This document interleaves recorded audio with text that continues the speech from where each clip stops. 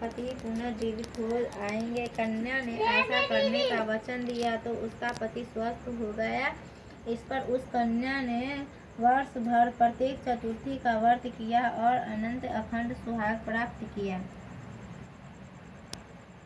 श्री कृष्ण ने कहा, हे द्रौपदी, यदि तुम इस व्रत को करोगी तो तुम्हारे सभी कष्ट टल जाएंगे। इसी प्रकार द्रौपदी ने यह व्रत किया और पांडव सभी क्षेत्रों में विजयी हुए। इस प्रकार सौभाग्य, पुत्र पुत्रादि और धन धान्य की इच्छुक स्त्रियों को यह व्रत विधि पूर्वक करना चाहिए। इस व्रत में भगवान शंकर की आरती की जाती है। करवा चौथ व्रत कथा। एक ब्राह्मण परिवार के साथ बहुएं थी।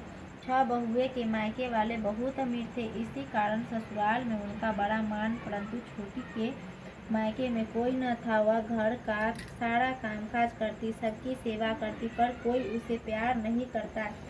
सभी दुख ताड़ते रहते। तीज त्योहारों पर भी जब उसके मायके से कोई न आता तो वह बहुत दुखी होती। और हर वर्ष की तरह इस वर्ष भी करवा चौथ का व्रत आया। अन्य बहुओं ने मायके से उनके छोटे भाई करवा लेकर आए, पर छोटी के मायके से यदि कोई होता तो करवा लाता।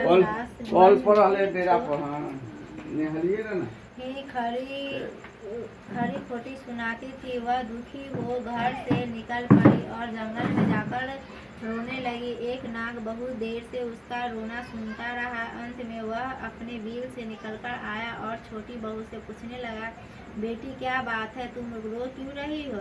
छोटी बहू बोली, आज करवा चौथ है, मेरा कोई भाई नहीं है। यदि मेरा भाई कोई होता तो आज जरूर करवा लेकर आता। नाग को छोटी बहू पर दया आई। नाग ने कहा, बेटी तुम घर चलो, मैं अभी करवा लेकर आता हूँ। थोड़ी देर बाद नाग ससुराल पहुँचा। ससुराल वाले इतना सामान देखकर चकित हो गए। सास भी प्रसन्न हो गई। सास ने प्रसन्न मन से छोटी बहू को नाग देवता के साथ भेज दिया। नाग देवता ने छोटी बहू को अपना सारा महल दिखाया और कहा, जितने दिन चाहो आराम से रहो, मन चाहो खाओ, मन चाहो पहनो, पर एक बात याद रखना, सामने रखी नाद कभी मत खोलना। छोटी बहू सारा समय महल में आराम से काटती, पर नाद के बारे में उसकी